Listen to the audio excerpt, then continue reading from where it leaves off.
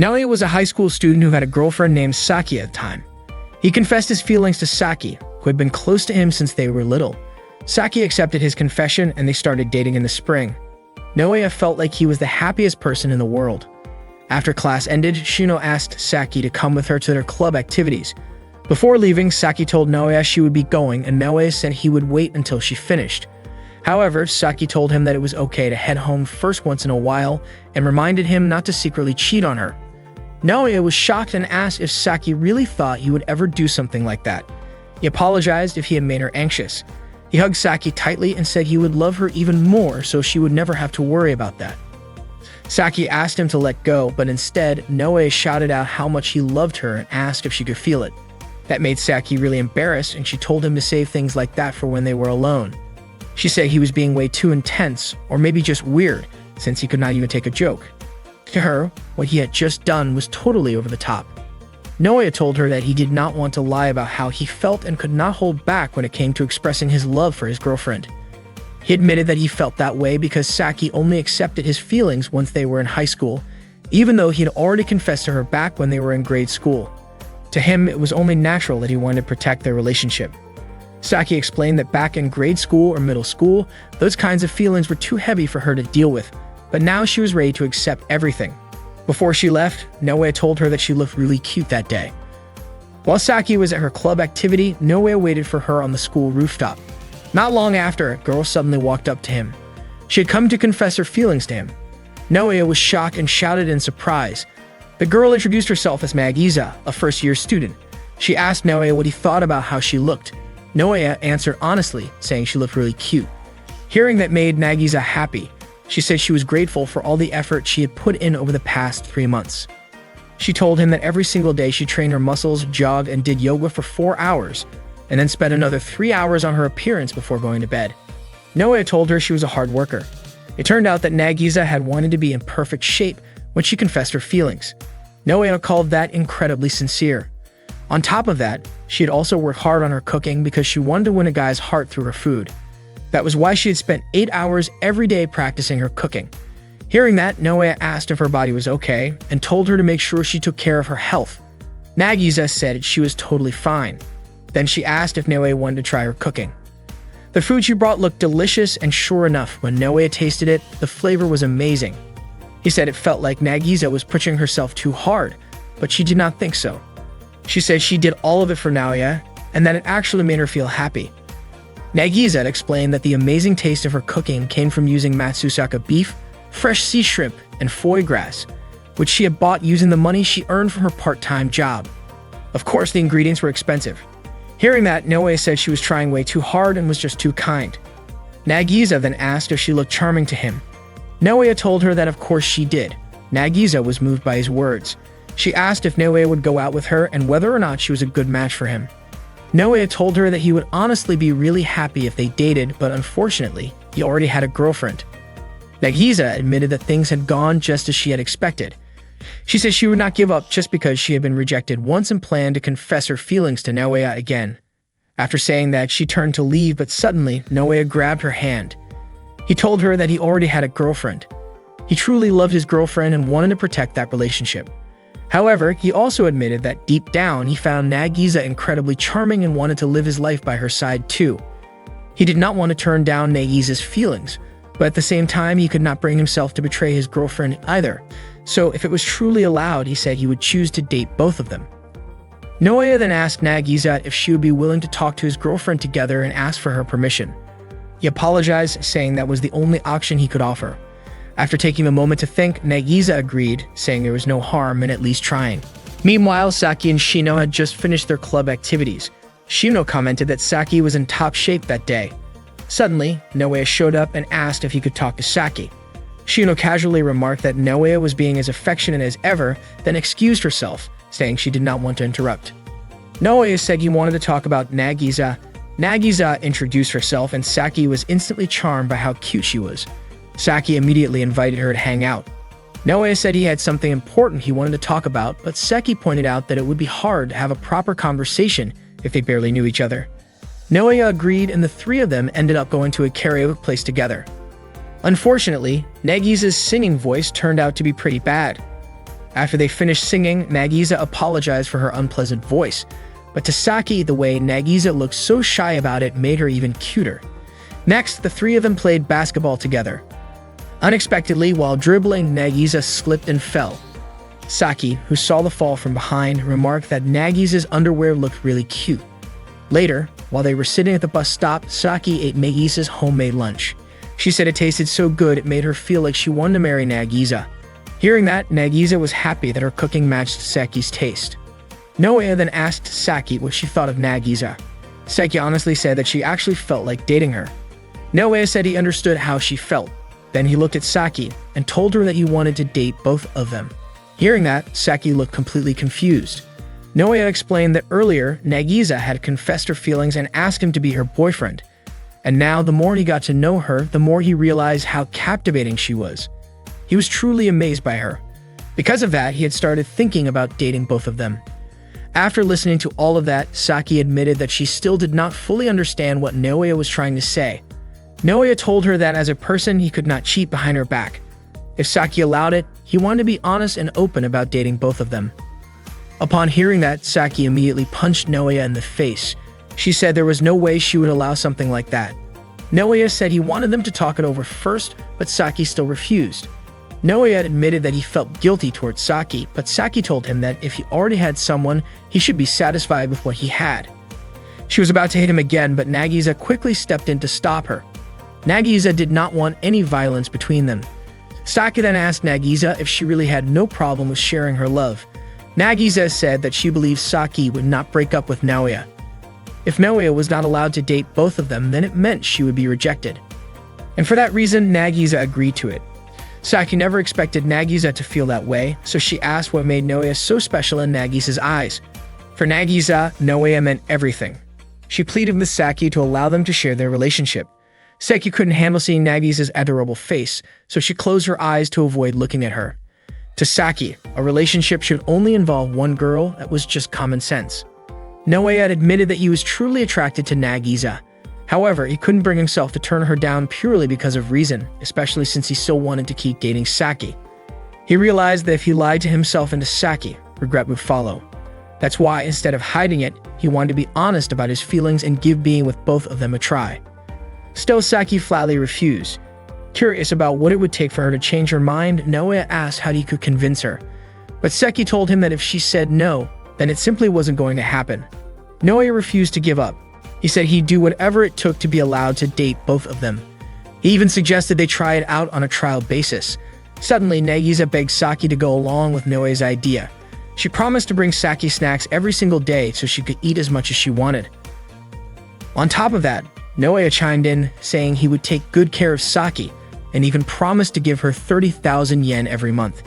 He swore he'd do everything he could. Naoya admitted that asking to date both of them was selfish. He told Saki that she had every right to break up with him right then and there. He also believed that Nagisa wasn't looking to be part of a shared relationship either, but Naoya was convinced that eventually he could make both Saki and Nagisa happy. Nagisa was touched after hearing all of that, and Saki finally gave in. She agreed to let Naoya try if he truly believed he could handle it. Deep down, she thought it was impossible, and she even admitted that she had started to feel upset with him. Still, Naoya promised to give it his best. Saki then asked what would happen to their relationship after that. Naoya believed that the three of them needed to understand each other better, but Saki was convinced that nothing good would come from a relationship like this. That was when Naoya made a bold proposal. Starting that very day, the three of them should live together. Since he did not live with his parents, it would not be a problem. Nagisa agreed right away and said she would start packing. Naoya then told Saki he would contact her mother first to let her know. When they arrived at Naoya's house, Saki still could not believe the three of them were really going to live together. Nagisa said it felt like a dream. Naoya immediately got to work setting up a room for the girls, while Nagisa offered to cook dinner. Saki admitted that she was not very good at household chores, so Naoya told her to just take it easy and rest. Before long, dinner was ready. The three of them ate together. Saki loved Nagisa's cooking, which made Nagisa really happy. Naoya also mentioned that he had already prepared the bathroom so Saki could enjoy a relaxing soak. Saki felt genuinely happy and said that Naoya was being really considerate. Later, while Saki was relaxing in the bath, Nagisa came in and said she wanted to talk. Saki hesitated but agreed to listen. Their conversation turned to their relationship with Naoya, and Nagisa encouraged Saki not to hold back her feelings. Nagisa admitted that she had stepped into their relationship but hoped she had not made things too uncomfortable. Saki explained that nothing serious had happened between her and Naoya, and she was still trying to figure out how she felt. Nagisa was surprised but tried to reassure her that it was okay to take things slowly. Saki also mentioned that because she and Naoya had been childhood friends, their relationship felt more serious and complicated. Nagisa encouraged her to be more open and relaxed. Saki was caught off guard and raised her voice in response. Meanwhile, Naoya was doing the dishes when Saki came out and asked him how far things had gone between him and Nagisa. Naoya was confused by the question and Saki pushed for clarity. Nagisa then admitted that she had strong feelings for him. Naoya also confessed that he had imagined what it might be like if they were all in a relationship together.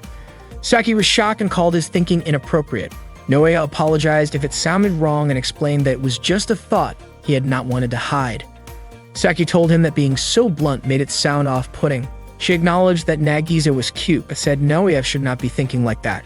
Naoya reassured her that he would never do anything without her full support. To him, building trust and understanding between all three of them was more important than anything else. Eventually, Naoya decided that they needed to focus on growing closer as people without rushing into anything.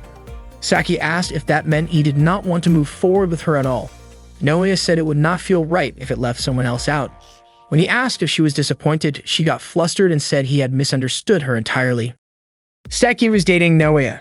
She thought he was a little too serious and kind of strange, but she also believed he genuinely cared about their relationship.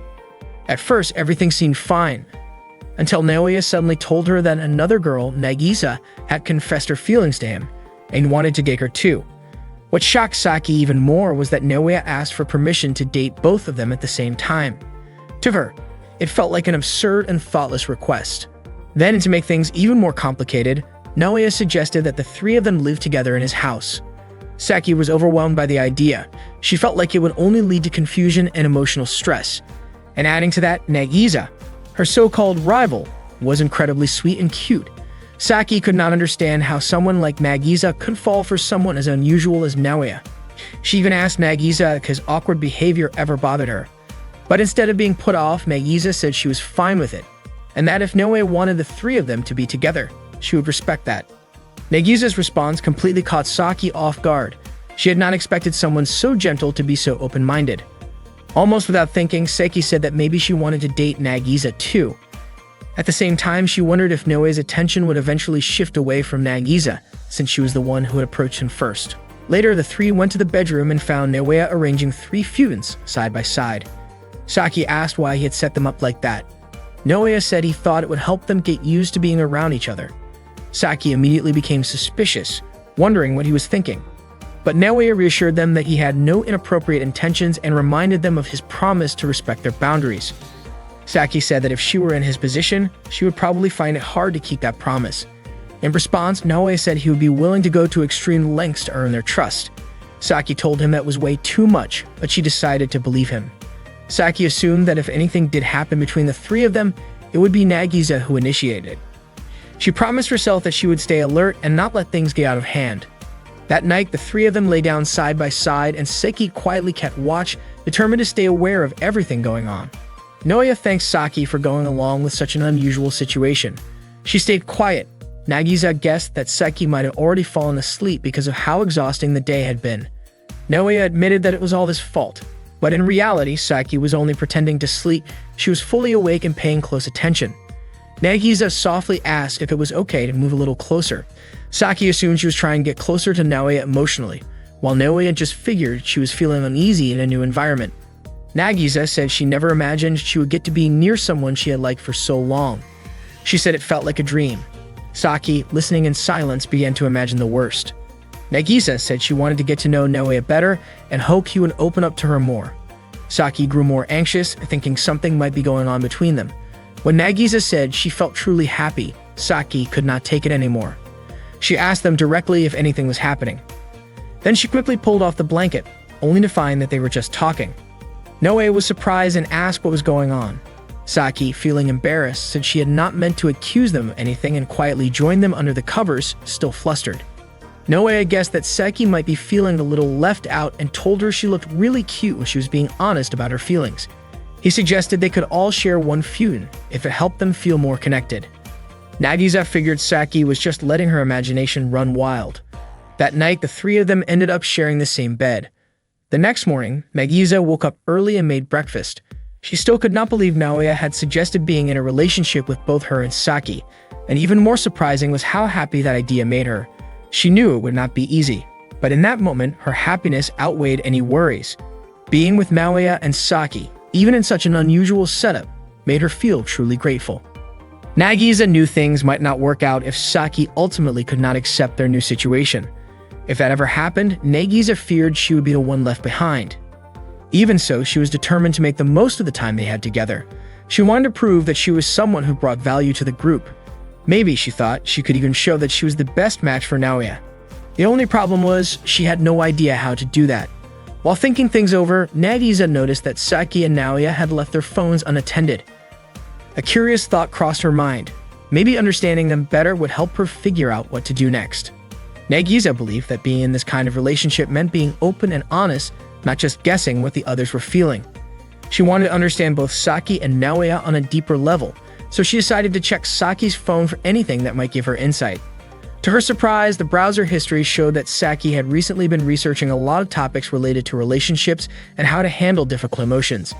It shocked Nagisa, especially since Saki usually looked up lighter things like pet videos and dessert recipes. Clearly, Saki was more trouble than she let on. Nagisa also accidentally opened Saki's Twitter account and found several posts that revealed how conflicted she felt. Some messages showed frustration toward the situation with Naoya, while others surprisingly mentioned that Nagisa seemed kind. Even though Saki was still adjusting to everything, she admitted online that she might be open to getting along better with Nagisa in time. Just then, Naoya suddenly woke up and asked what Nagisa was doing. Caught off guard, she nervously tried to explain that she was looking through Saki's phone out of concern. Saki woke up right after and was confused to see her phone in Nagisa's hands. Frozen with guilt, Nagisa struggled to say anything until Naoya unexpectedly stepped in and took responsibility. He told Saki it was his idea to check her phone because he wanted to understand how she was feeling.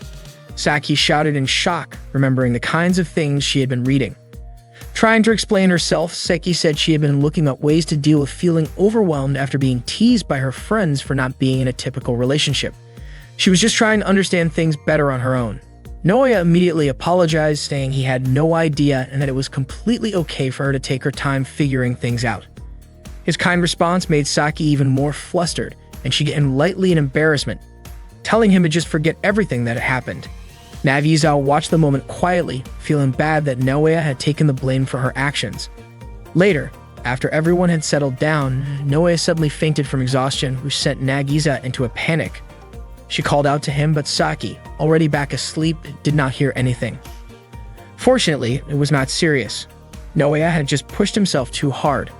The next morning during breakfast, Saki was impressed by Nagisa's cooking. She even said it was the best she had tasted. Curious, she asked what class Nagisa was in.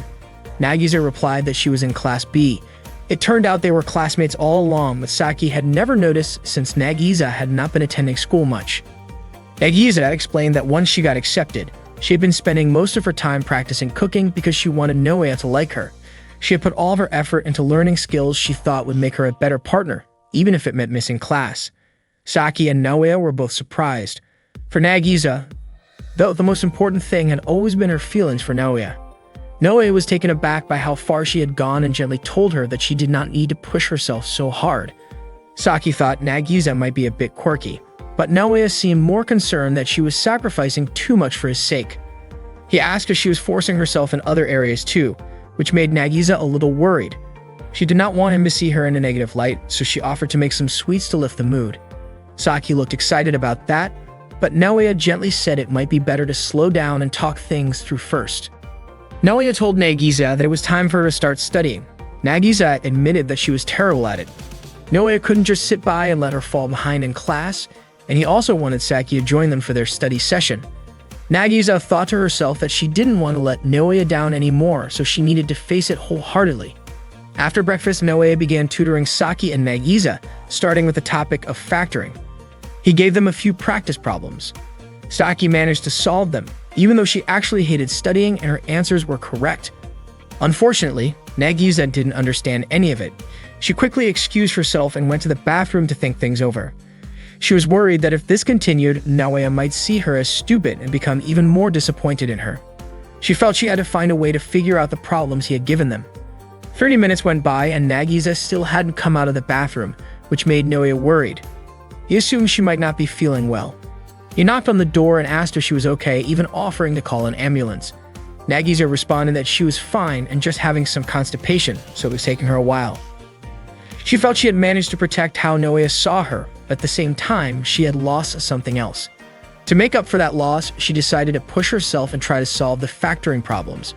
She started learning the topic on her phone. Once she began to understand it a bit more, she decided it was time to face the challenge. She wanted to impress Naoya, even if just a little, because she wanted to be with him for as long as possible. Nagisa finally stepped out of the bathroom and told them that she could solve the factoring problem now. Naoya immediately bowed and apologized to her about earlier. Nagisa then solved the problem using the method she had just learned online. Sadly, after Naoya checked her answer, it turned out to be wrong. Still, Naoya encouraged her. He told her that everyone has their weaknesses, and she didn't need to worry about it. He said he would always be there to help her study, even if it took hours. Nagisa was surprised by his words. She told him that it didn't mean she couldn't solve the problem. Then she ran straight back to the bathroom and didn't come out for 3 hours. Before they left for school, Seki warned Naoya that no one could find out about their unusual relationship. She also told him to act like he didn't know Nagisa at school. Naoya wasn't okay with that, especially since he couldn't bear to leave Nagisa alone after she had been out of school for so long. From his perspective, there was nothing wrong with their relationship, but Seki reminded him that society didn't see it the same way. Nagisa agreed with Saki, mainly because she had never been to school before and didn't have anyone she could talk to about personal stuff. Saki made it clear that if Naoya and Nagisa wanted to continue this relationship, they had to follow her lead. Once they arrived in class, Nagisa sat alone. The other students started talking about her, realizing she had never been to class before. They also wondered why none of the teachers ever mentioned her absence. Saki felt guilty seeing Nagisa like that, but all their classmates already knew she and Naoya were dating, and she didn't want them thinking Naoya was cheating on her. Naoya became worried when he saw that no one was talking to Nagisa. He was sure that if things stayed that way, she would always be lonely. Feeling like he had to do something, he walked over to Nagisa and pretended to introduce himself for the first time. That way, their classmates would believe they had just met. But when he saw Nagisa's face, she looked so sad that he couldn't keep pretending. Naoya was about to confess that he was in a relationship with both Saki and Nagisa. But before he could finish, Saki rushed in and punched him to stop him from saying anything. Naoya got up and tried to speak the truth again, but Saki hit and slapped him repeatedly. He even tried to tell everyone that the three of them were living together, but Saki knocked him out cold before he could say another word. Saki took Naoya up to the rooftop to talk privately. She was confused because she had already told him to keep everything a secret. However, Naoya admitted that he just couldn't stand seeing Nagisa looking sad. Saki understood where he was coming from, but in her opinion, if everyone found out that Naoya was seeing another girl behind her back, they would definitely assume that he wasn't treating her properly, and she didn't want people to see her that way. Naoya was moved by what she said and told her that he really loved her. He believed that if he explained the situation clearly, everyone would eventually understand. Just as Seki was about to hit him again, Nagisa suddenly showed up. She told them that she was okay with everything because just being able to spend time with Naoya at home was already enough to make her happy. She begged them not to fight anymore. Nagisa then apologized, saying she had actually woken up very early that morning to prepare a homemade lunch for the three of them, even though she knew they wouldn't be able to eat together. She told Saki and Naoya to go ahead and eat the lunch together, and that she would wait to hear what they thought about it later at home. To avoid drawing attention to the fact that she had also brought lunch, she said she would eat hers in the bathroom. Hearing that, both Saki and Naoya were so touched that they started crying. Saki apologized for only thinking about herself and also for pretending not to know Nagisa at school. Naoya then suggested they just tell everyone the truth, but Saki proposed that instead, they should quietly get along while at school. The cohabitation life within a love triangle officially began. On the very first day, Nagisa was already suspected by Saki after seeing something she wasn't supposed to see.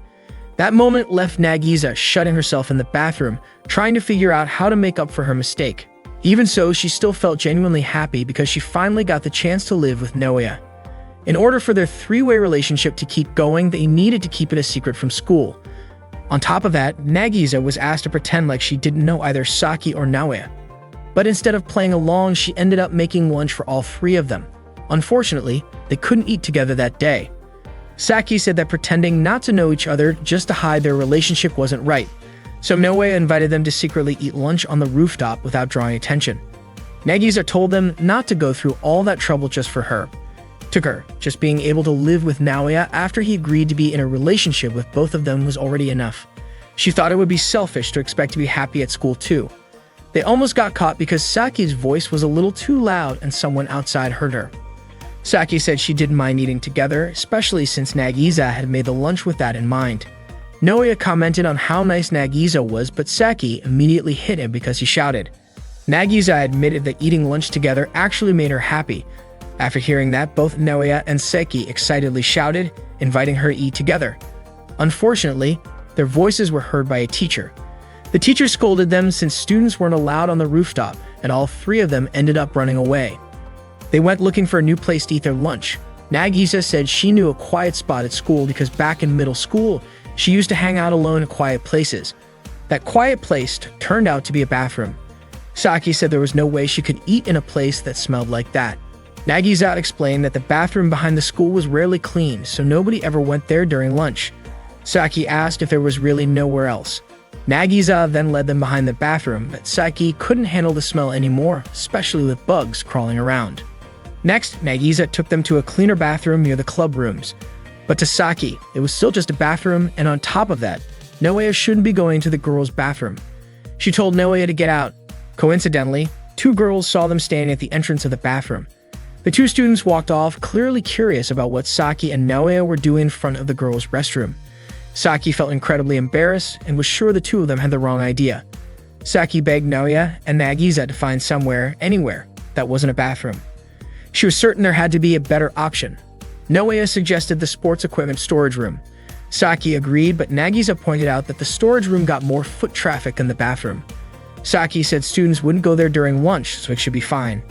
Still, Nagisa brought up how bathrooms were quieter since their doors couldn't be opened from the outside. Saki asked her to stop comparing everything to bathrooms. Nagisa apologized for being so insistent. She just didn't want their relationship to be exposed. Naoya reassured her that it wasn't selfish at all. No matter what, the three of them needed to make decisions like this together, and once they got used to it, it wouldn't be so hard. Naoya then invited Nagisa to go check the storage room. Unfortunately, the room was locked from the outside. Naoya punched the wall in frustration, hurting his hand. Not long after, Saki noticed that the side window of the room was slightly open. Nagisa climbed onto Naoya's shoulders to peek through the window, but Saki ended up smacking Naoya because she thought he was looking up Nagisa's skirt. Eventually, the three of them managed to get inside the storage room. They worked together to move some equipment around so they could stay hidden in case anyone came in. Naoya admitted that the whole idea of being in a relationship with both girls had started from his own selfishness. He knew there were going to be lots of problems ahead, but he promised to keep trying and said he didn't regret anything. At the very least, he was grateful to be with Nagisa in that moment. He confessed that out of the three of them, he was the most selfish and the one who caused the most trouble. Saki agreed, saying that even when Nagisa acted a little selfish, it actually made her seem kind of cute. Nagisa smiled and thanked them. She was really looking forward to having lunch together with the three of them. They ended up eating in the sports equipment storage room. Saki absolutely loved the lunch Nagisa had made. It was seriously the most delicious, and Naoya also praised her cooking. Out of the blue, Saki pointed out that their current situation felt kind of strange, but to Nagisa, it was actually kind of exciting. She hoped the three of them could continue to stay close and support one another. Saki mentioned the house was really dusty, so Naoya suggested they clean it together next time. Saki was thrilled, especially since Nagisa brought a variety of homemade lunches every day. Omelette rice, meat sandwiches, even tempura rice balls. According to her, Nagisa always put a lot of effort into cooking. Nagisa said she just wanted to make Naoya happy. Hearing that, Saki hugged her and said how thoughtful she was. Naoya promised he would do his best to make both of them even happier. Curious, Nagisa asked if there was anything he or Saki wanted from her. Naoya said she was already incredibly kind, but Nagisa insisted she wanted to do even more. She even said that if Naoya ever needed help financially, she would be willing to work hard to support him.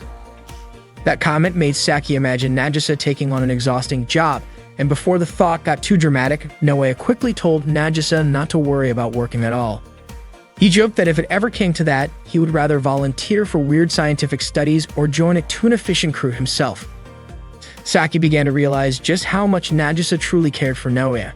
Hearing that, Naoya turned to Saki and apologized for ever making her feel hurt. He admitted he had been too laid back and promised to express his love and appreciation for her every single day. Nagisa confessed she felt a little jealous of Saki sometimes, when she said that Naoya told her he would treat her just as sincerely. Saki was surprised by how serious Nagisa was about her feelings. It was clear that she really liked Naoya. When Nagisa asked if Saki felt the same way, Saki started reflecting. Maybe she had done a few things for Naoya, but when she thought about it, she realized she often left the chores to others, asked to be served during meals, and took long baths while everyone else helped around the house. That realization hit her hard. She had not really done much for Naoya, and she started to worry that her place as his girlfriend was at risk. Compared to her, Nagisa seemed more thoughtful, more affectionate, and overall more dependable. Overwhelmed by insecurity, Saki suddenly shouted and jumped out the window, leaving Naoya and Nagisa completely confused. She ran off yelling that she would not lose to Nagisa. She texted Shino, saying she would skip club activities that day. Saki just needed time to think.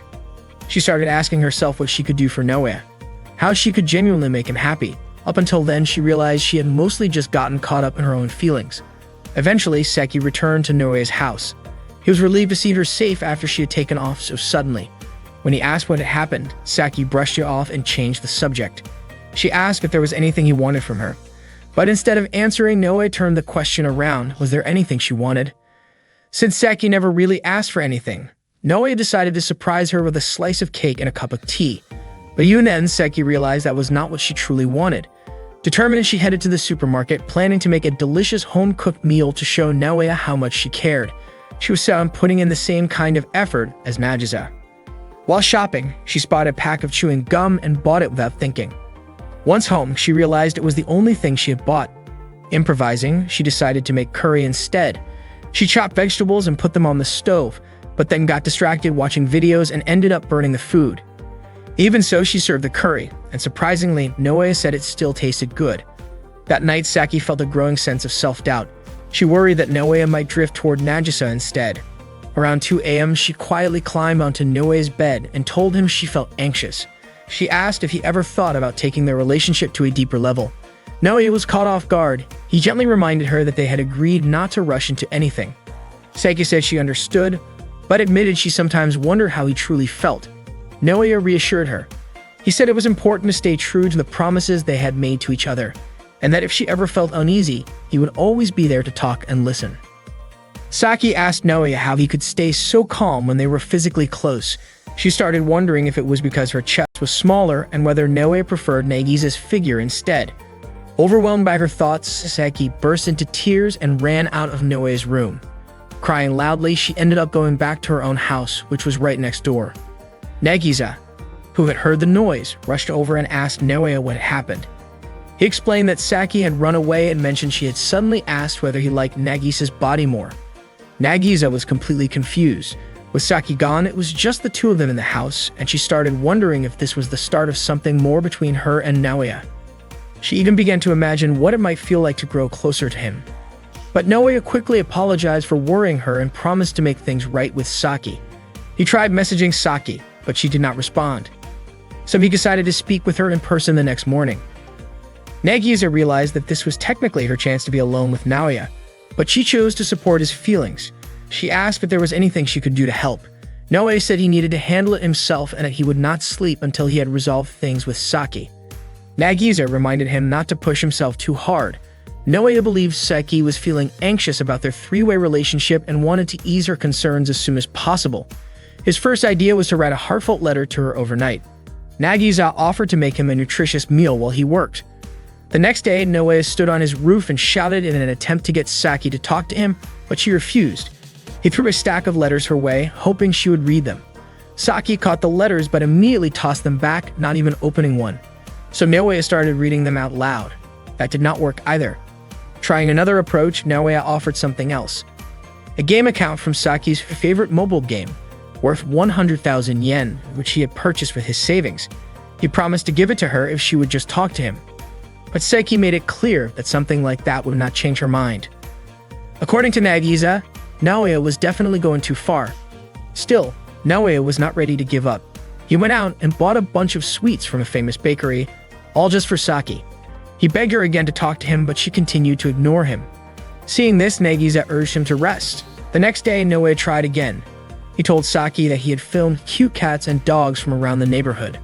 For a moment, Saiki seemed interested, but she brushed it off, saying there were already plenty of those online. Refusing to give up, Naoya gave her a notebook full of study notes he had written just for her, but she still would not look at it. Nagisa started getting really worried. Naoya had not slept in 3 days. She begged him to take a break. Still, he continued to try to talk to Saki. In frustration, Saiki sarcastically told him to go spend time with Nagisa, the one with the figure he clearly liked better. At that moment, Naoya realized that Saiki was still feeling insecure. He quickly reassured her that appearances did not matter to him. To prove it, he even showed her his social media account, which followed people of all different body types. Saki, however, was completely put off by that and told him he was being weird. Nagisa grew increasingly worried about Naoya's health and again urged him to rest, but Naoya insisted he was fine. That was when Nagisa gently asked him if being with just her would be enough, if Saki chose to stay distant. She promised she would make him happy every single day and said she was willing to support him in any way she could. Naoya was deeply moved by her words and appreciated Nagisa's feelings, but he also remembered his promise to be with both Saki and Nagisa. He said he could not give up on either of them and gently apologized.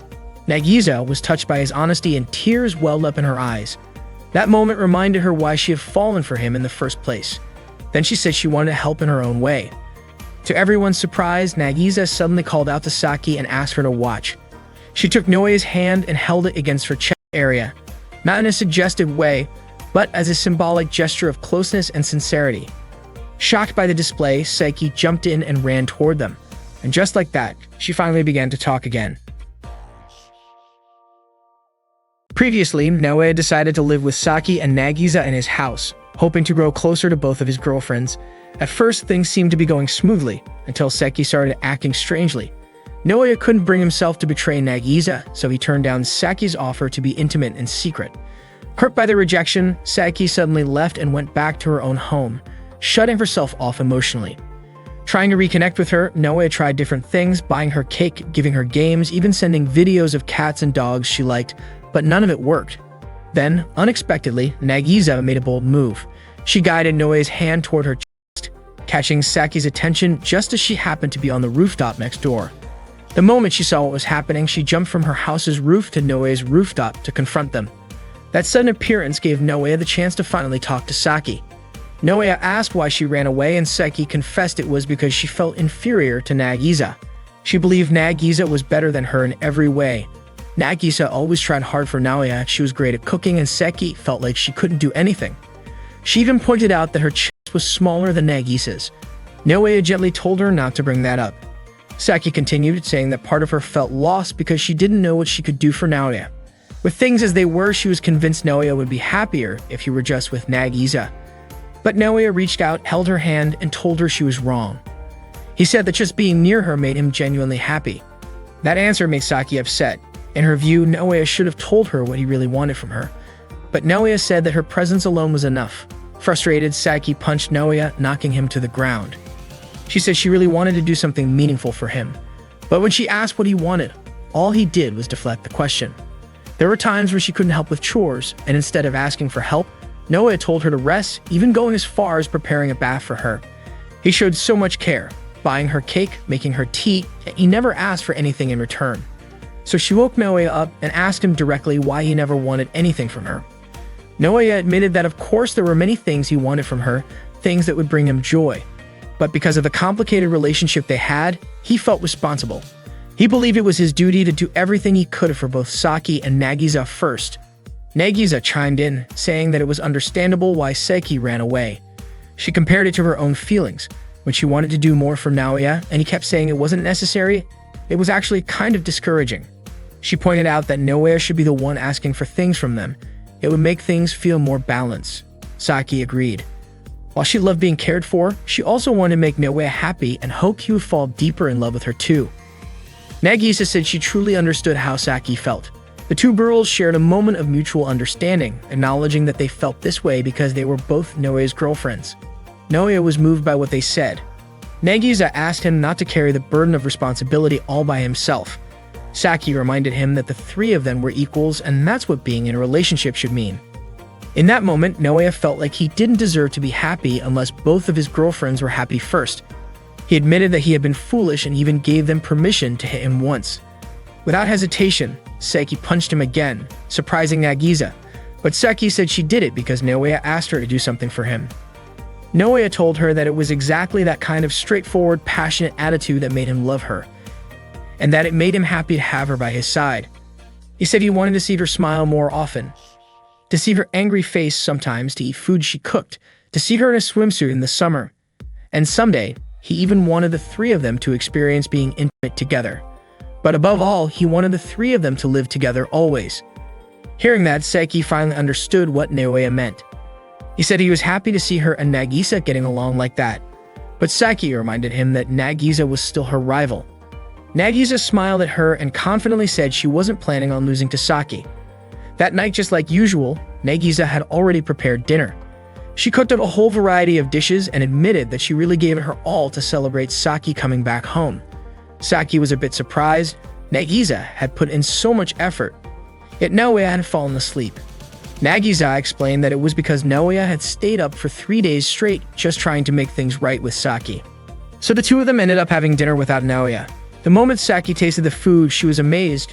It was seriously delicious, and Nagisa looked really happy to hear that. Saki reminded her that they were still rivals.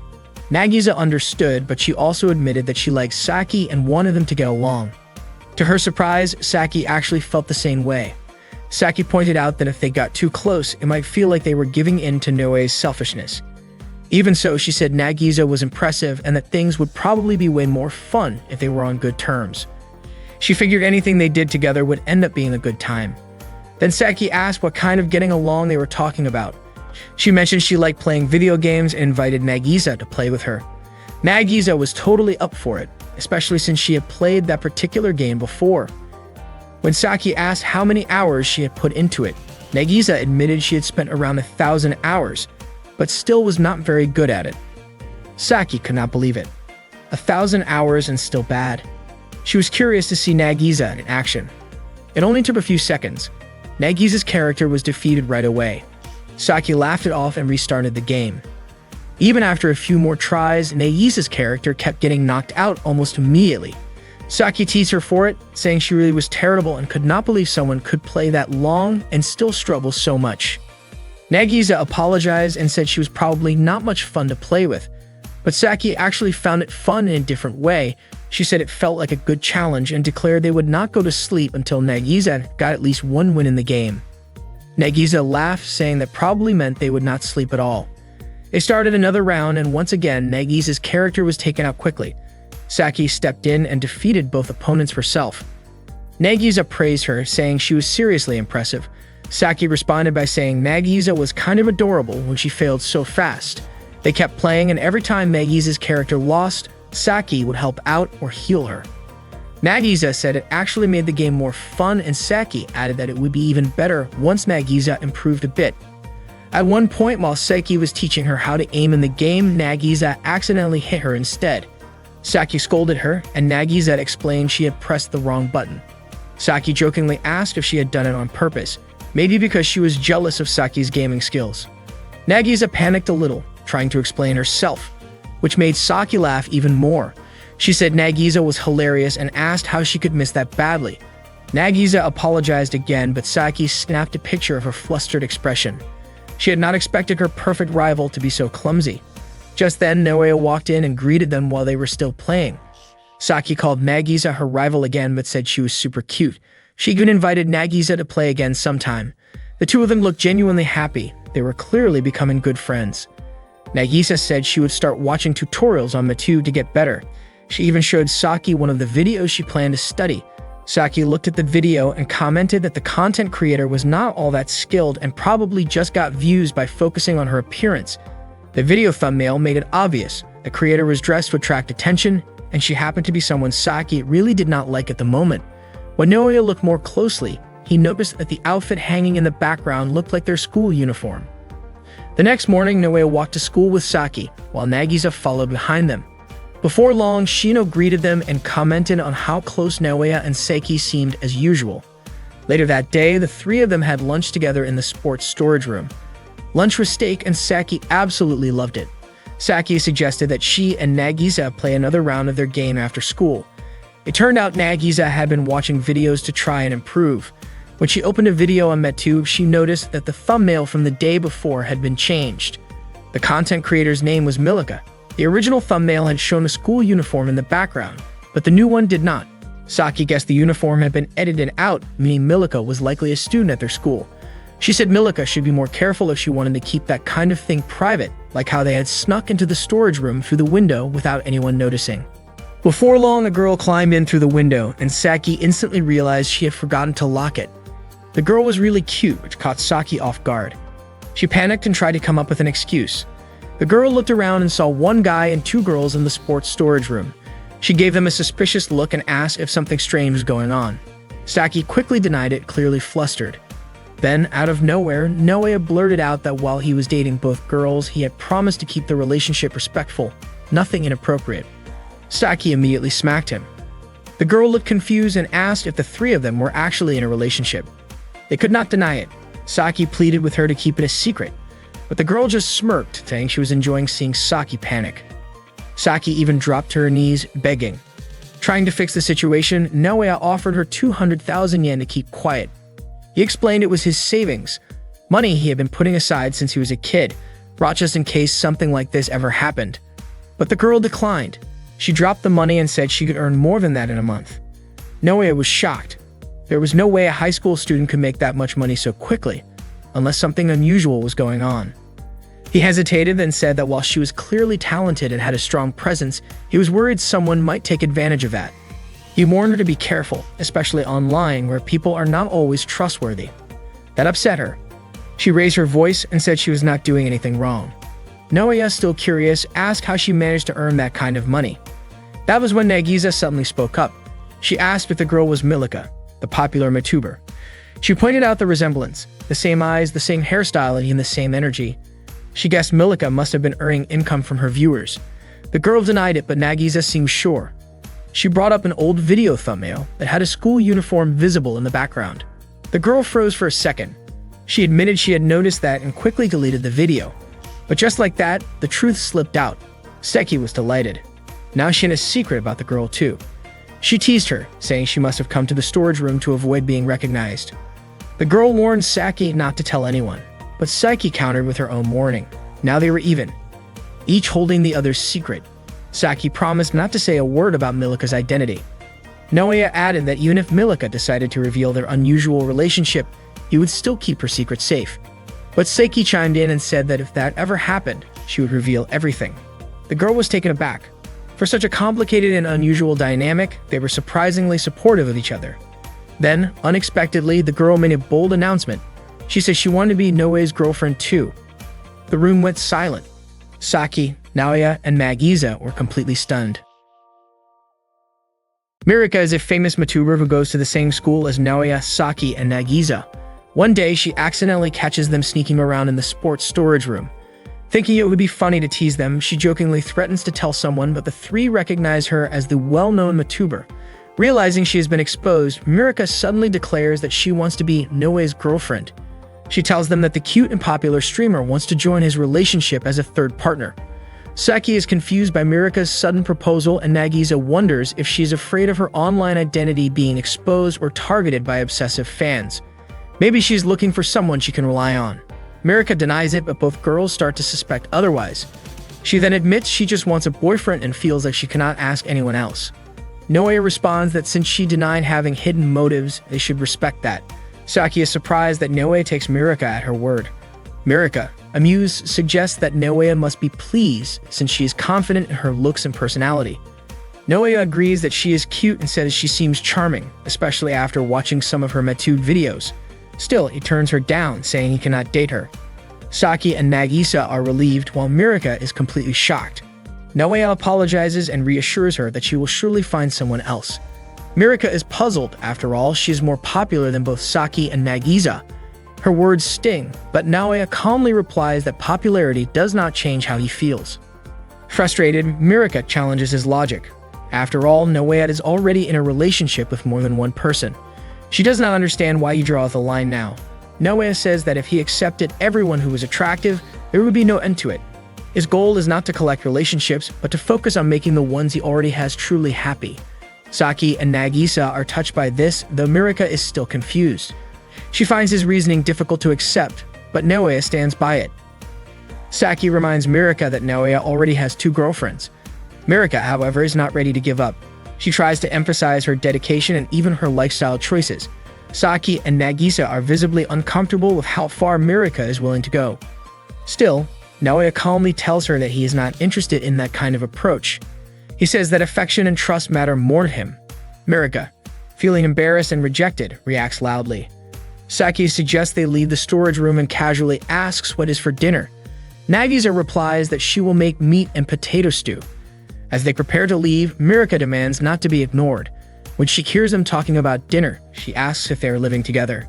Saki panics, afraid their situation might be exposed, and tells Nagisa to run. Before Naoya can leave, Mirika unexpectedly pushes him. She then says she wants to live with them. This surprises all 3. Mirika says she understands if Naoya does not accept her feelings right away, but wants to prove herself over time. She even offers to help cover the cost of living. Naoya tells her they cannot live together unless they are in a relationship. Mirika is taken aback by his serious response. She finds it strange that someone already dating 2 people would have such boundaries. Frustrated, she runs off. The 3 of them are left hungry and rush to eat lunch together. The next day after school, Nagisa, Saki, and Naoya were shocked to find a tent set up in the yard. It turned out that Mirika had pitched it herself. She explained that if she could not stay inside the house, she would stay outside instead. Naoya was surprised by how far she was willing to go. When Nagisa asked how she had found their house, Mirika admitted she had quietly followed Saki and Naoya home. She declared that they would regret underestimating her and was determined to win over Naoya's heart. Seki wondered aloud whether they should contact the authorities, but Mirika quickly stopped her. Naoya and Seki were still trying to process Mirika's persistence. She said she would remain in the tent until she changed Naoya's mind. Saki called the whole situation troublesome, while Nagisa pointed out how difficult it must be to live in a tent, especially with the cold weather. Naoya warned her that the temperature would drop significantly that night, but Mirika insisted she could handle it. Sure enough, that night brought heavy rain. Mirika was freezing inside her tent, and to make matters worse, she had an unexpected encounter with a centipede. Terrified, she ran out of the tent. From inside the house, Naoya, Saki, and Nagisa had been watching. Naoya urged her to stop being reckless and suggested she return home, but Mirika refused. She said she would not leave until she had proven her sincerity. Naoya asked whether she truly planned to live outside indefinitely and explained that both of his girlfriends meant a lot to him. He gently encouraged her to move on. Mirika felt misunderstood. She insisted she was prepared. Her sleeping bag was built for cold weather, and she would buy anything else she needed. She even planned to fund her stay by creating online content. Mirika began filming herself as she tried to endure the cold while dressed lightly, claiming that it would help boost her channel. She went on to demonstrate her determination by exercising on camera, doing push-ups and sit-ups. Even though it helped her stay warm, she found it exhausting. Saki wondered if Mirika would really make it until morning. As the hours passed, Mirika kept moving, doing squats, spinning a hula hoop, and even eating instant noodles. But after eating, she felt the cold again. At around 4 a.m., Nagisa woke up and was surprised to see Mirika still outside. Eventually, morning arrived and Mirika had managed to endure the night. A package from an online store she had ordered from arrived and she was thrilled. She excitedly asked Naoya for his thoughts. Naoya simply suggested she go home and take a shower. Saki mentioned that she could use one. Realizing how uncomfortable she felt, Mirika came up with an improvised solution. Following an article she read online, she heated water by placing it under the sun for 2 hours. She then made a makeshift shower by poking holes in a plastic bag. It worked, and she was able to clean up and change clothes. Afterward, she proudly asked Naoya if he was impressed. Naoya admitted she was surprisingly resilient. Seki was taken aback that she had lasted that long outdoors, while Nagisa wondered what they should do next. That evening, Saki and Nagisa talked about the situation. Saki still found Mirika's presence to be a bit much. Nagisa, however, said Mirika seemed genuine and driven. She admitted Mirika was bold and persistent. Saki then quietly shared with Nagisa a plan to keep Mirika from getting too close to Naoya. While soaking in the bath, Naoya found himself thinking deeply about the unresolved situation with Mirika. He realized that continuing to date both Saki and Nagisa was not going to be easy, and making both of them happy would take real effort and thought. Just then, Saki spoke to him from outside the bathroom door, saying that she and Nagisa had already discussed how to handle the Mirika situation. Naoya replied that he had been thinking the same thing. Saki and Nagisa then entered the bathroom wearing swimsuits, which caught Naoya off guard. Nagisa was visibly embarrassed, but Saki told her they needed to stay focused on their shared goal. Naoya was confused and asked why they were wearing swimsuits in the first place. Saki explained that they wanted to spend more time with him and grow closer emotionally, especially since Mirika was trying so hard to win his attention. She said they wanted to strengthen their relationship with him so that he would not be swayed by Mirika's advances. She even mentioned that Naoya had previously shown interest in seeing them in swimsuits, though Naoya brushed off that idea and told her she was reading too much into things. Frustrated, Saki playfully pinched his cheek and asked what he actually wanted. As Nagisa stepped forward to join the conversation, she accidentally slipped and fell against Naoya, making the moment even more awkward. She immediately apologized, saying that if doing something made Naoya happy, then she would be happy too. Saki, not wanting to be left behind, tried to join in but ended up feeling embarrassed when the strap of her swimsuit came undone. She quickly covered herself and asked if Naoya had seen anything. Naoya said he only saw a glimpse, which made Saki flustered. She then joked that he would probably fall for her now. Naoya, staying focused, reminded both of them that there were still more serious things to figure out, especially how to handle the situation with Mirika. Nagisa then revealed that the swimsuit idea had originally been Saki's, and admitted she thought the whole approach was a bit much. However, she also said she agreed that spending quality time together and strengthening their relationship was important. Even if it felt a little embarrassing, she wanted to do her part because she had chosen to be with Naoya and wanted their relationship to last. She added that they all needed to stay focused when it came to Mirika, because she was clearly determined. Naoya was moved by what Nagisa said. He realized that the bond between her and Saki had grown stronger, and that the effort they were putting into their relationship mattered. Though his mind was filled with many thoughts, he understood that this was the heart of the issue, maintaining that connection. At one point, Naoya unintentionally glanced at Nagisa and made her feel awkward, prompting her to call them out. He quickly reassured her that it was not intentional. Saki lightheartedly commented that Nagisa had a strong presence, to which Nagisa responded with more embarrassment. Meanwhile, Mirika, who had fallen asleep comfortably in her tent thanks to her sleeping bag, continued to dream about her mission to win Naoya's heart. In her sleep, she quietly repeated her determination to keep trying. Mirika started living in the yard of Naoya's house and without hesitation declared that she wanted to be Naoya's third girlfriend. She endured the cold, insects, and even sweat. Mirika remained firm in her decision to stay and refused to leave until she won Naoya's heart. Naoya realized that he had to act fast to protect his complicated situation. He apologized to Saki and Nagisa for making them worry and asked them to be patient, assuring them that he would find a way to make Mirika give up. That evening, Mirika was grilling meat near her tent, fully adapted to her life in the tent, showing her high determination. Naoya knew he had to do something. He approached Mirika and begged her to go home. Mirika told him that she wouldn't leave until she won Naoya over. Naoya explained that that was the problem. He already had 2 girlfriends and he couldn't have more. Hearing this, Saki and Nagisa were touched. Naoya pleaded with Mirika to understand that he couldn't return her feelings. Unfortunately, Mirika refused to leave just because Naoya rejected her. Naoya then told Mirika to pack up her tent, but she refused, stating that she had her dignity. Mirika even threatened to throw hot charcoal at him if he touched her tent. Nagisa suggested that Naoya should step back, while Saki remarked that Mirika was really stubborn. Naoya promised that he would make Mirika go home soon. Nagisa believed Naoya didn't have to push Mirika so hard and thought they could convince her over time. Saki, on the other hand, warned that if they weren't careful, Mirika might do something drastic. She suggested that they should try to gradually get Mirika to leave. They saw Mirika leaving, but Saki suspected she was heading to the nearby convenience store's restroom. Naoya suddenly saw this as an opportunity and immediately called someone to sell Mirika's belongings. Saki quickly snatched Naoya's phone, thinking that he was going too far. Naoya asked why Saki stopped him, wondering if she was worried about being left out again. Saki quickly denied it. Naoya insisted that she give him back his phone, and Nagisa asked why he made such a decision. She also urged him to calm down. Naoya asked if Saki and Nagisa weren't worried that he might fall for Mirika, especially since he had been spending so much time with her. Saki asked if Naoya had already rejected Mirika when she asked to be his girlfriend. Naoya responded that those were just the words of someone who was selfishly trying to have two relationships at once. Saki and Nagisa were surprised by how Naoya spoke about himself that way. According to Naoya, if he were in Saki and Nagisa's position, he would be worried that the person he liked might start seeing someone else. Nagisa acknowledged that Naoya had a point, but from a more general perspective, she thought there was an 80% chance that Naoya might end up dating Mirika. Naoya said that they had to act quickly, and once again asked Saki to return his phone. However, Saki stopped him and told him to calm down first, as that was just the usual perspective. Nagisa mentioned that although they had been living together for long, she understood Naoya's sincerity and seriousness. Saki then asked if Naoya had any intentions of liking Mirika. Naoya admitted that he had no such intentions. Hearing this, Nagisa and Saki said they still trusted him. Naoya felt grateful and thanked them for being his girlfriends, as he was lucky to have them. Nagisa suggested they should carry out their mission gradually.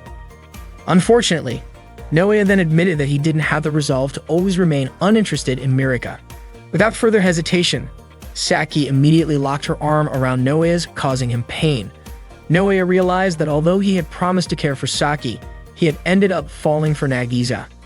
He admitted that he was weak-willed and wouldn't be able to forget it, so he needed to reflect on all his actions. He thought Mirika was cute and very persistent. She worked hard to create videos and managed to achieve results. To him, Mirika was truly impressive. Naoya also admitted that the longer he spent time with Mirika, the more captivated he became by her. It's possible that Naoya could fall in love with her, but he wouldn't mind if Mirika hated or got angry with him. Although it was sad, Naoya was determined to try his best to only have feelings for Saki and Nagisa. Saki immediately stood up and hit Naoya on the head. She said that there was a limit to how sad things could get, but she was grateful that Naoya was honest before liking her. Saki then returned Naoya's phone and suggested that he, along with Nagisa, help kick Mirika out of Naoya's yard. Nagisa even said that if Mirika got mad, she would take the blame too.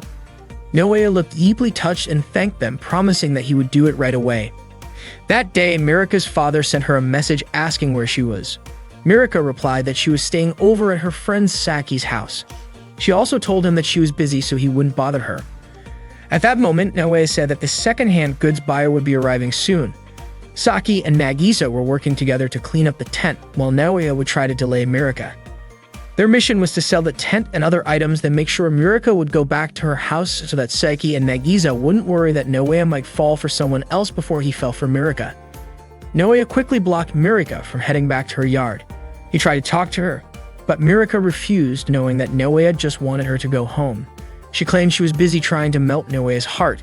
Naoya insisted that they should think things through together. Mirika, feeling frustrated, said that if she was rejected by a sad guy like Naoya, her life wouldn't be worth living. Naoya tried to hold her back and asked what she had told her parents when she came to his yard. Mirika snapped that it wasn't any of his business and that she didn't even care about her parents. Naoya kept trying to stop Mirika, which made her suspicious. She wondered if Naoya was hiding something from her. Naoya assured her that he wasn't planning on stopping her, but Mirika didn't believe him. She lied to Naoya, saying that Saki and Nagisa were being harassed by some punks. As soon as Mirika let her guard down, she kicked Naoya's leg and ran off. Mirika caught Saki and Nagisa in the act of loading her belongings into the car of a second-hand goods buyer. Mirika was furious and demanded to know what Saki was doing with her stuff. She ordered them to take everything down. As Mirika raged, Naoya quickly grabbed her and pulled her away. Mirika fought back and slapped Naoya on the head, asking why he was doing this to her. She even threatened to make him wet his pants. Surprisingly, Naoya responded that if Mirika really wanted that, he would wet himself right there. Since Naoya refused to let go, Mirika screamed, claiming that a pervert was going to assault her. She shouted for help, hoping people would come to her aid. Naoya didn't care if the neighbors thought he was some pervert. He only tightened his hold on her. Mirika was puzzled, realizing that if she acted like that, she could be the subject of gossip for the rest of her life.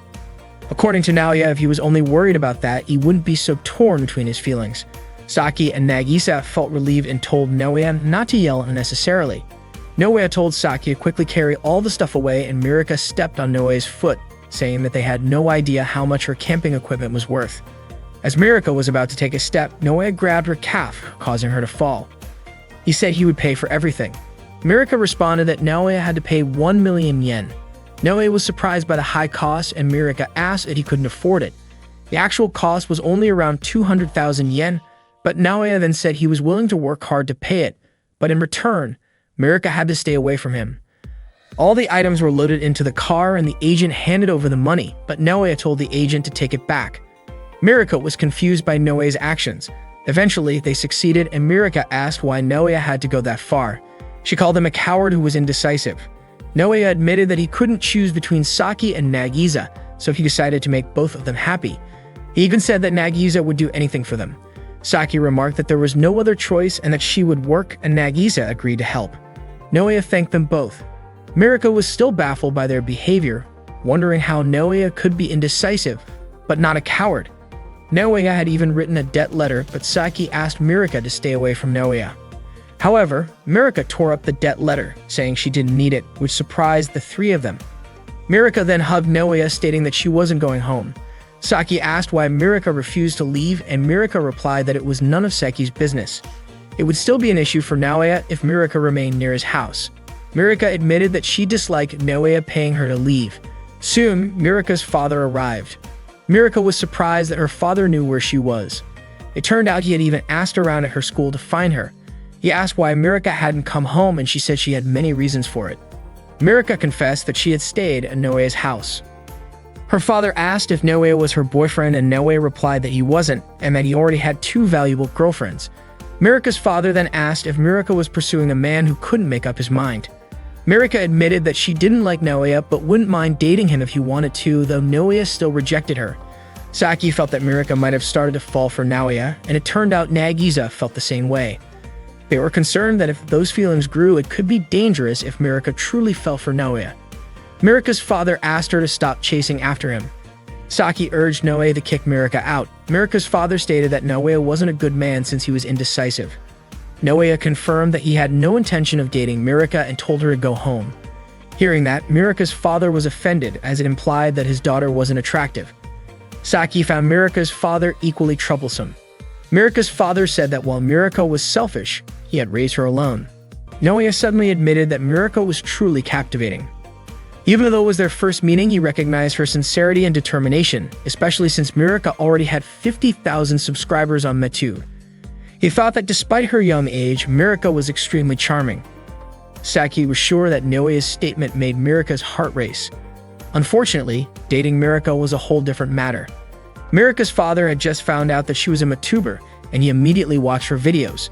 He was shocked because in the video, Mirika's chest was exposed to the world. Her father called the video embarrassing, but according to Naoya, Mirika's channel wasn't just about her chest. It also showcased her ideas, video editing, and the way she engaged with her audience.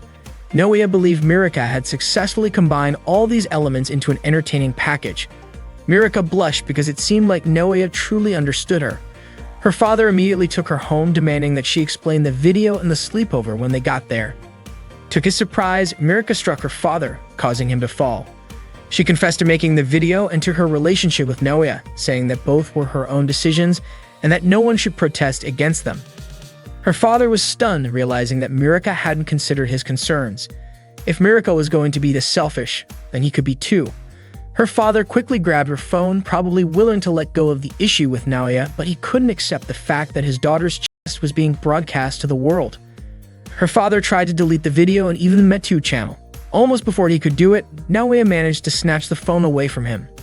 He understood how difficult it was for a high school student like Mirika to gather 50,000 subscribers.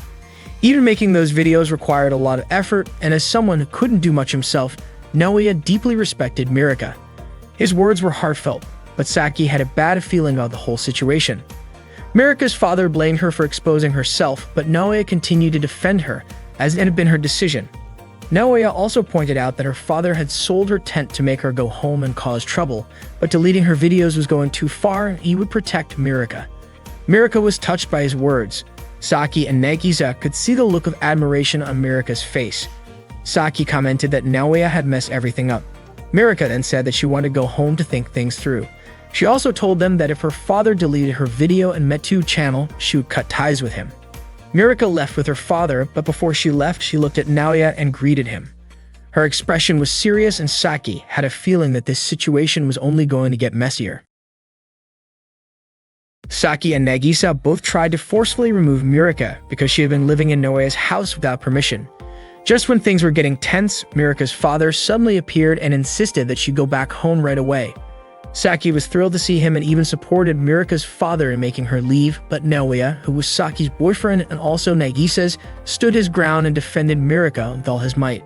Saki was really worried because she feared that Naoya's actions might make Mirika fall in love with him. However, it was already too late because Mirika's expression when her father forced her to leave looked like a girl who was in love. That night, Saki and Nagisa talked about Mirika. They couldn't believe that Mirika truly had feelings for Naoya. Saki suspected that Naoya still hadn't realized this, while Nagisa thought that if Mirika confessed her feelings to Naoya, he might end up softening towards her. Saki felt that she and Nagisa needed to do something about it, though she wasn't sure what exactly they could do. That night, Saki went back to her house, which was right next door to Naoya's. She kept thinking about what to do about Naoya. When she arrived, her mother greeted her. Saki told her that she was just home to grab a change of clothes and have a quick drink. Saki's mother asked if her relationship with Naoya had become closer. Saki replied that they were fairly close, though she couldn't exactly tell her mom that they were living together because Naoya was seeing both her and Nagisa at the same time. Saki's mom then asked if she and Naoya had done it yet. Saki was really upset and embarrassed by the question. Her mom pressed on, asking if Saki was interested in that sort of thing. Saki grew more frustrated. Her mom seemed to understand and guessed that maybe Saki and Naoya hadn't done it yet. Saki admitted that they hadn't. Then her mom asked if Saki and Naoya had kissed, and Saki admitted they hadn't kissed either. Saki's mom seemed surprised and asked if Naoya had no sexual desires. Saki told her mom to mind her words. Her mom was puzzled, asking if there was any man who could resist his desires when living with someone as cute as Saki. But Saki didn't feel that way. Her mom complimented Saki's slender body, which she got from playing basketball, her soft hair, and her perfect smile. She said that the reason Naoya had been chasing Saki for so many years was because Saki was so cute. Saki blushed at the compliment from her mom. She realized that there had been many intimate moments between her and Naoya, but at those times, Naoya had seemed too calm. She wondered if she was going to keep being treated that way. Her mom reassured her, saying that with her cuteness, Saki would surely be able to awaken Naoya's sensitive side. Saki felt encouraged and decided to keep fighting. Later that night, Saki went back to Naoya's house. She found him working on his school assignment while Nagisa was already asleep. Naoya was startled when he saw Saki wearing a sexy bunny costume. Naoya asked why she was wearing that outfit. Saki started teasing him, asking if he was getting turned on. To her surprise, Naoya admitted that he was actually feeling confused. Saki almost couldn't believe what she was hearing. She thought the outfit was great, and her mom had assured her that it would work. Naoya was shocked to find out that it was her mom's idea. Saki asked if she didn't look cute in the bunny costume, and Naoya admitted that she did. Saki then asked if Naoya liked bunny girls, and Naoya looked her up and down before saying that he did. Saki smiled and asked if Naoya wanted to pin her down. But of course, Naoya immediately refused. Saki jokingly said that Naoya's sexual desires must have died, and Naoya was confused by her statement. Saki then asked what was going on with him, and Naoya reminded her that they had promised not to do anything inappropriate. According to Saki, even though they had promised about it, wasn't it supposed to be that if there was a bunny girl greeting Naoya, he would immediately do something inappropriate with her? Naoya asked if Saki liked men who broke promises. Saki pushed Naoya and said that she didn't like his serious attitude about keeping promises. She really wanted Naoya to get aroused by her, not to hold back. Saki's costume slipped down and almost revealed her chest, so Naoya supported Saki's chest with both of his hands to prevent her costume from falling off, but Saki slapped Naoya's face. Saki said that she had told Naoya before to hold himself back, even if he was aroused, and she called Naoya a pervert. Naoya was surprised because Saki seemed happy about it. Saki quickly ran inside, saying that there was a pervert who got turned on by the bunny girl. Naoya thought that as long as Saki was happy, it didn't matter to him. The next morning, while they were having breakfast together, Saki looked cheerful and bright. When Nagisa was washing the dishes, Saki offered to help, but Nagisa refused. Saki looked so happy, and Nagisa asked if something good had happened to her. Saki denied it, saying she was just going out for a quick walk. Nagisa became even more curious about what happened to Saki last night that made her look so excited. Nagisa was really surprised when she saw the bunny girl costume in the laundry pile. Seeing that, Nagisa was sure that something must have happened between Saki and Naoya the night before. It turned out that Saki had accidentally put the bunny costume in the laundry. At that moment, Saki was enjoying her morning walk by herself. Nagisa approached Naoya and showed him the bunny costume, asking what happened between him and Saki last night. Naoya said he had promised not to do anything special, but the bunny costume was indeed very silly. Nagisa asked which part Naoya liked, and Naoya said it was the parts that were both cute and seductive. He admitted that he was saying this sincerely. Nagisa then asked if Naoya liked cosplay. Naoya wasn't very experienced, but it seemed like he did enjoy cosplay. After hearing this, Nagisa went back to her room to change. She came out dressed in maid costume. Naoya was surprised and asked why Nagisa had such clothes. Nagisa then asked Naoya what he thought of her appearance. Naoya said that he wanted Nagisa to call him master. Nagisa agreed and said that she loved her master, Naoya. Naoya was so shocked that he fell, saying that Nagisa looked like a very cute maid. While Seki was still happily enjoying her walk with a bright expression, Nagisa was busy serving Naoya. She made tea for him, and Naoya called her cute. Not only that, but Nagisa also massaged Naoya's shoulders while he was studying, and Naoya said that Nagisa's cuteness had flowed inside him. When Nagisa said she would always be by his side, Naoya responded that her cuteness was always there with him. Hearing this, Nagisa smiled and even invited her master Naoya to ask for anything from her. Naoya asked if he could really ask for anything, and Nagisa said that she was Naoya's maid, and she had already made up her mind. Naoya asked for Nagisa to be his maid once a week because if Nagisa's role as his cute maid ended, it would break his heart. Nagisa said it wouldn't be fair if Naoya said something so happy because she still felt like an inexperienced maid, even though she was in the position of having to serve Naoya. Nagisa asked Naoya to pet her head, and Naoya agreed. They both immersed themselves in the role of master and maid. At dinner, Nagisa's face was still cheerful and glowing. She offered to refill Naoya's plate and even accidentally called him master. Nagisa looked so happy while serving Naoya his rice. Saki then realized why Nagisa was calling Naoya master. Nagisa looked terrified, but it seemed like Saki just assumed she had misheard. The next day at school, a few male students were staring at Mirika, who was standing near Naoya's classroom. They were captivated by Mirika's beauty. Her sweet appearance and well-endowed figure made the boys fall for her. Mirika looked like an idol. However, she was still thinking about how Naoya had protected her from her father. Mirika tried to deny that she had feelings for Naoya, the man who was involved with more than one person. But strange feelings resurfaced as she secretly watched Naoya write. Seki was curious why Mirika was standing in front of her classroom. Mirika admitted that she wanted to talk to Naoya. Shino then asked Saki if she knew Rika, to which Saki replied that she was indeed friends with Mirika. Mirika quickly covered Seki's mouth and told her not to call her Mirika at school. Instead, she should call her Rika. Saki then asked if Mirika liked Naoya, but Mirika immediately denied it, though Saki wasn't convinced. Naoya approached them and asked what was going on. Mirika looked embarrassed and greeted Naoya. Seeing her expression, Saki was now certain that Mirika had feelings for Naoya. Mirika asked Naoya to come with her because there was something she wanted to talk about. However, Saki questioned what they were going to discuss, and she made it clear that she would not let Naoya be alone with Mirika. Mirika stated that it was none of Saki's business, but Saki insisted on stopping them. Naoya calmed Saki down and agreed to talk with Mirika. They went to the rooftop. There, Naoya apologized to Mirika for rejecting her when she asked him to be her boyfriend, and he acknowledged that it had embarrassed her.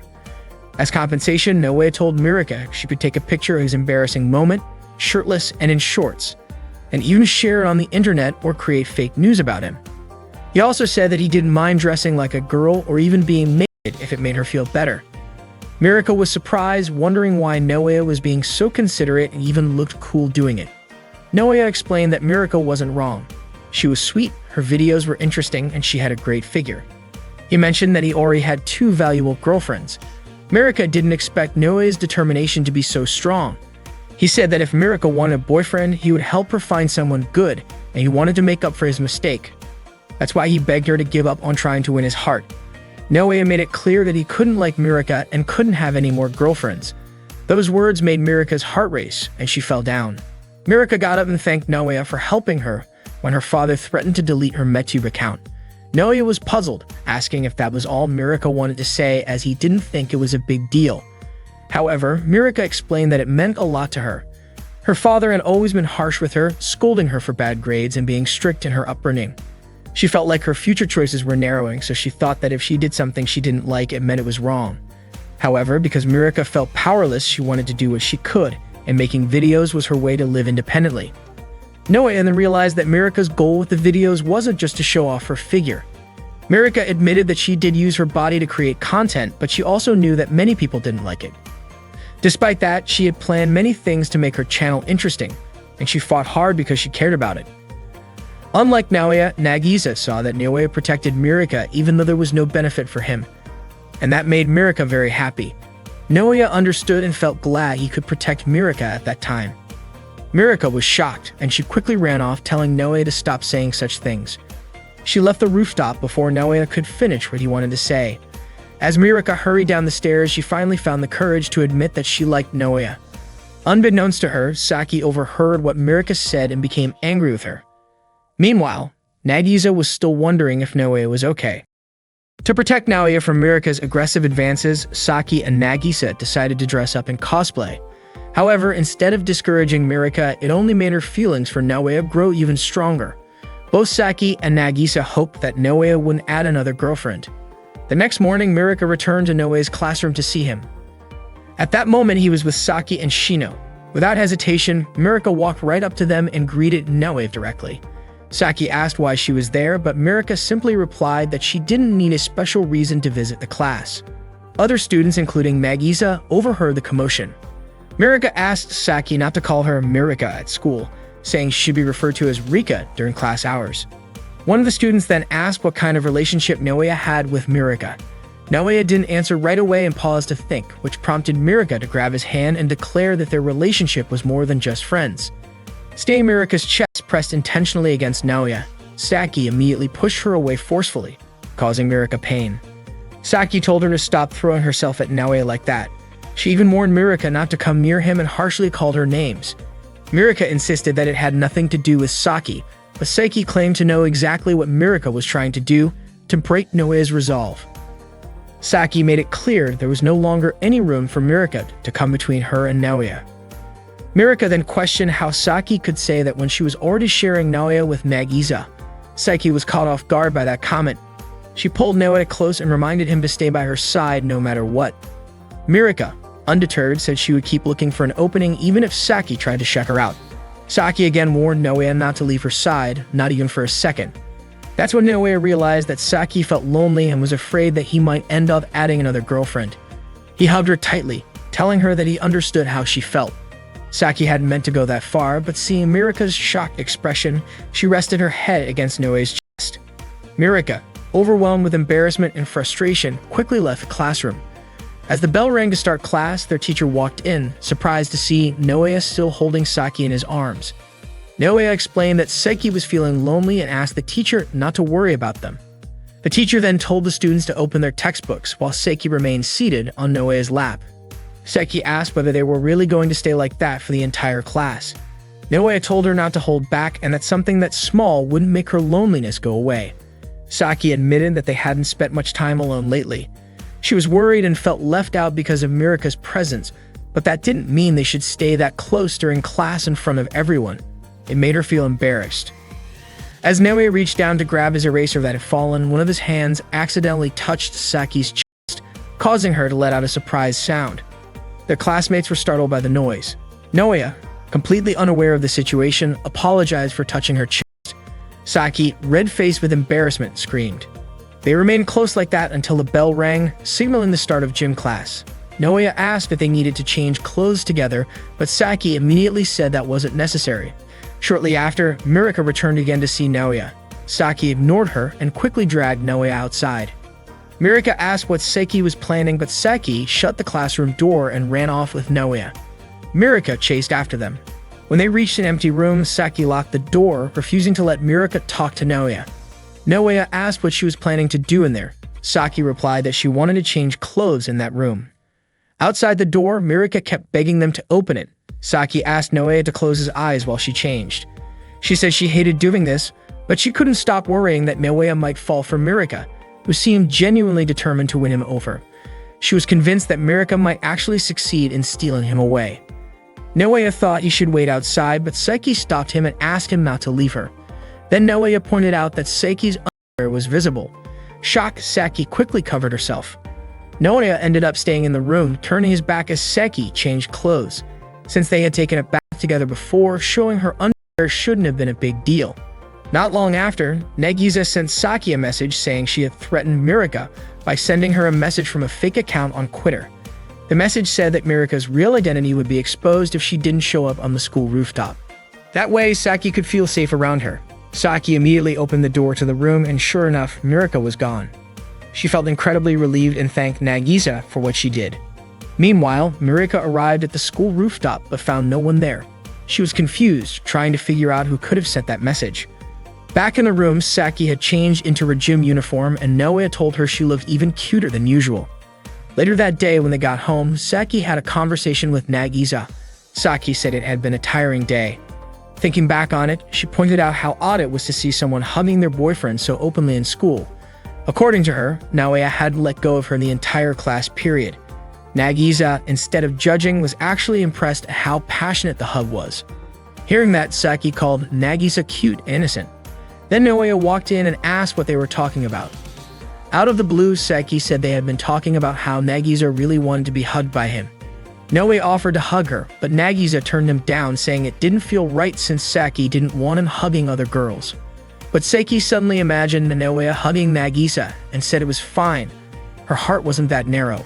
She pointed out that since Nagisa had decided to stick with this relationship, she didn't need to keep holding herself back like that. According to Saki, going up against someone who always restrains herself just wouldn't feel satisfying. Nagisa was deeply touched by that. Saki stood up to leave, but Naoya stopped her and asked her to watch while he hugged Nagisa. He felt it would be wrong to do it without Saki seeing because it might make her anxious.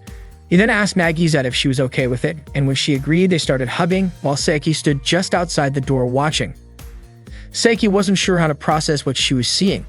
Naoya and Nagisa hugged affectionately, and shortly after, Naoya asked Saki if she was okay. Saki told him to stop asking so much. Naoya went back to hugging Nagisa and asked how she was feeling. Nagisa admitted she felt shy but also happy.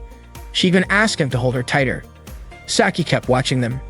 She noticed how Nagisa's curves were drawing Naoya in. Even though she didn't want to admit it, she couldn't take her eyes off them either.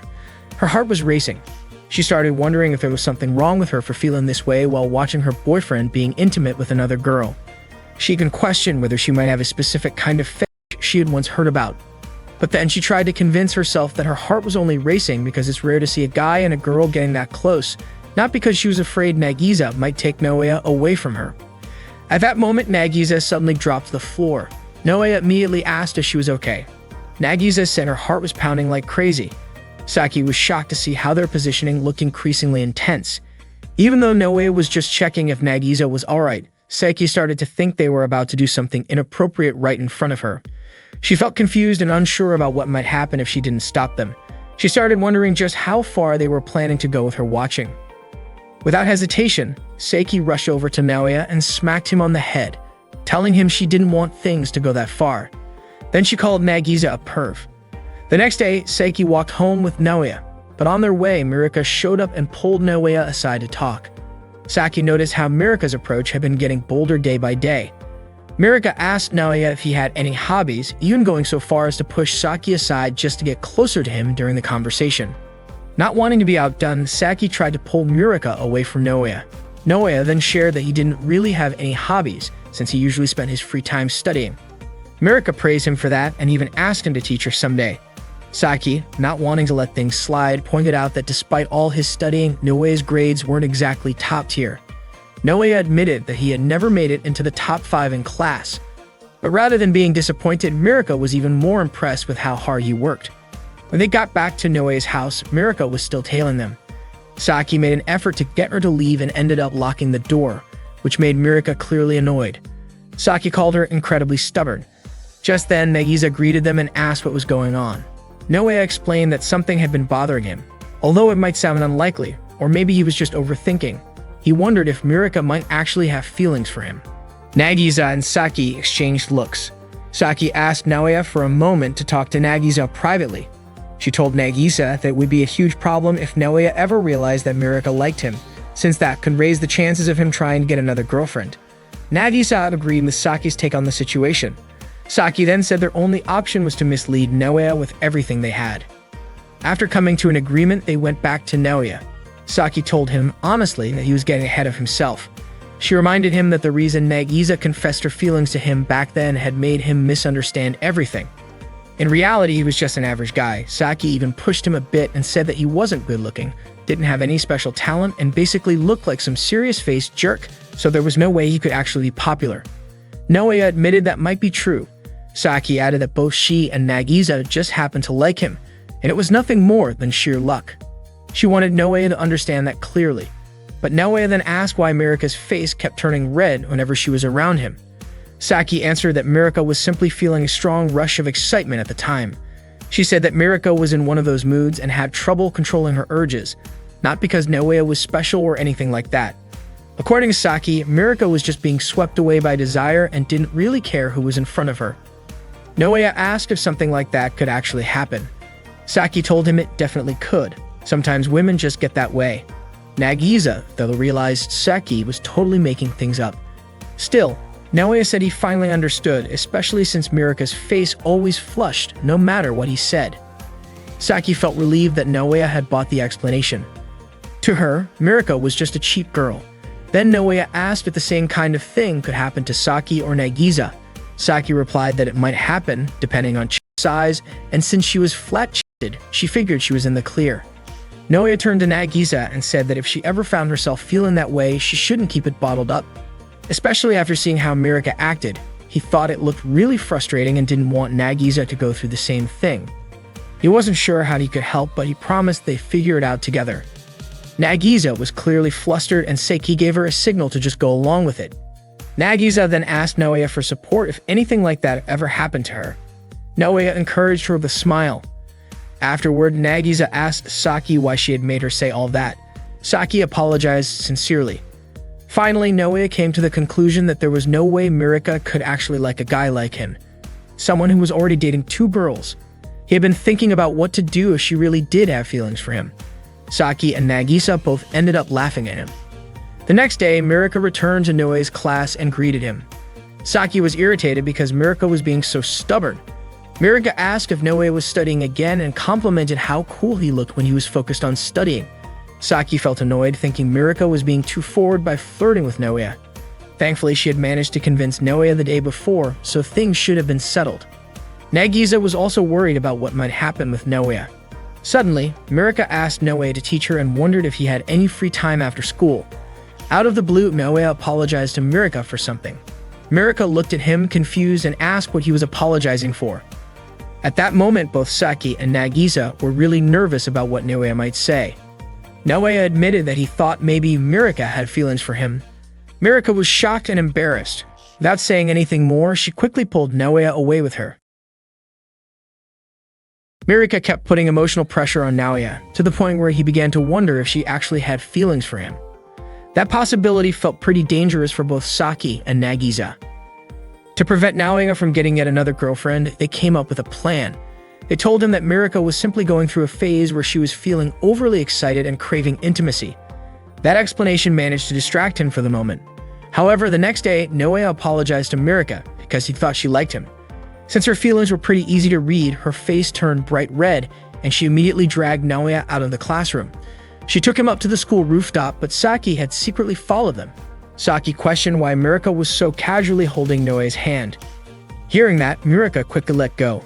Nagisa had followed them too, but she only watched quietly from near the door. Mirika was confused about how Naoya could figure out she had feelings for him. Blushing, she asked him about it. Naoya said it was because her face always turned red whenever he was around, and her behavior was pretty unusual. That led him to think she might actually like him. Embarrassed, Mirika yelled out in frustration and asked why Naoya assumed she had misunderstood everything. Saki and Nagisa were shocked to hear her question. Naoya genuinely apologized for not realizing it sooner. He explained that Saki had told him that what Mirika was going through was something that often happened to girls. Mirika then asked what exactly Saki had told him. Saki didn't respond, so Naoya explained that Saki had said Mirika was in a phase where she was feeling overly aroused and wanted to do inappropriate things without really caring who it was with. Naoya added that it was because she was being driven by her physical desires. Mirika called him an idiot and said the whole story was ridiculous. She said that both the person who came up with it and the one who believed it were complete fools. Saki quickly tried to cover up the situation by telling Naoya that Mirika was just embarrassed because she was in that kind of phase and that's why she lied about it. Mirika refused to accept that explanation. She said she wasn't lying and wasn't feeling any kind of desire like that. Naoya then asked why her face was turning red. Mirika started to wonder if she should just be honest and admit that she liked him, even though she wasn't sure it would change anything. Naoya said it didn't make sense for someone like Mirika to fall for a guy who was already dating 2 girls. From his point of view, he thought he wasn't a great guy at all. But Mirika said she didn't see him as a bad person. Naoya thanked her and asked if she really didn't like him because only someone a little off would fall in love with a guy who was already dating 2 girls. And to him, Mirika didn't seem like someone who was off. Then he asked if it was possible that she actually was. Mirika said that she was still a normal person. Based on that, Naoya concluded that she really must be going through a phase where she just felt an intense desire. Mirika wondered out loud if there wasn't any other possible conclusion he could come up with. Saki then urged Mirika to just admit the truth already. Feeling cornered, Mirika lied and said that she was running a fever, but Naoya didn't buy it. He said she looked way too healthy for someone who was supposedly sick. Mirika couldn't understand why Naoya kept doubting her. Saki leaned in and whispered to Naoya that admitting to being in a phase like that was super embarrassing, and she asked him to be more understanding. Mirika, now suspicious, wanted to know what Saki was whispering. Naoya then said he believed Mirika was genuinely sick. Still, Mirika felt like something was off. Naoya mentioned that he wanted to help her find a boyfriend to replace the tent she had sold. Mirika told him she didn't expect that kind of help. Naoya said he was willing to help her find someone she could be with to release her urges. Mirika ended up hitting Naoya because he still believed she was in that kind of phase. Then she asked him what he would do if she really did like him. Naoya admitted that he would be completely confused. He had already pushed Sasaki and Nagisa into a complicated relationship, and after everything they had gone through, he really cared deeply for both of them. Naoya had never considered taking care of another girl, so he told Mirika he couldn't accept her feelings and asked her to give up. Mirika understood why he would say that, and she encouraged Saki and Nagisa to head back to class. As soon as they stepped off the rooftop, Mirika quickly shut the door behind them. She realized that while Naoya didn't listen to her feelings, he was still willing to help her find a boyfriend.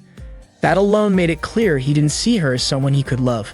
Still, Mirika shouted out loud, reminding herself she was the amazing Mirika. Things hadn't gone smoothly at first when she started on MedTube, but now she was a popular creator. She believed with all her heart that she could make Naoya fall for her. She was ready to try anything, no matter how many times she failed. She wasn't going to give up. Back in class, Saki felt relieved that everything seemed to be resolved. She was convinced that Mirika wouldn't have any more chances to get close to Naoya. But it turned out she was wrong. Suddenly, Mirika showed up and called out Naoya's name. Saki, Nagisa, and Naoya were all shocked by her unexpected appearance. Mirika said it seemed like she had feelings for Naoya. Her bold declaration stunned the entire class. She walked right up to Naoya and asked him to listen carefully to what she had just said. Naoya thought he must have misheard and asked her to say it again. Mirika was confused. Wasn't it clear that he had already heard her? Still, Naoya insisted he wasn't sure, so Mirika, though a little embarrassed, told him again that she liked him. Naoya asked what she meant by that. Mirika didn't explain, instead pulling him away with her. Saki quickly chased after them, with Nagisa following close behind. Even Shino looked worried about Saki. Both Saki and Nagisa started searching for Naoya and Mirika, as they had lost sight of them. Mirika had brought Naoya to the school's sports equipment storage room. Thankfully, Saki and Nagisa managed to find them. Saki demanded to know what Mirika thought she was doing. Mirika replied that this was just her way of fighting for her feelings. Simply confessing her love wasn't enough to embarrass her anymore. Nagisa was surprised, pointing out how embarrassed Mirika had looked earlier in class. Mirika explained she wasn't trying to pressure Naoya into dating her right away, but she was going to keep making her move until she could win his heart. Naoya admitted he didn't really understand what she was saying. He still didn't believe her, especially since she had previously claimed not to be into guys who were already dating someone else. Mirika said that was just something Naoya had assumed.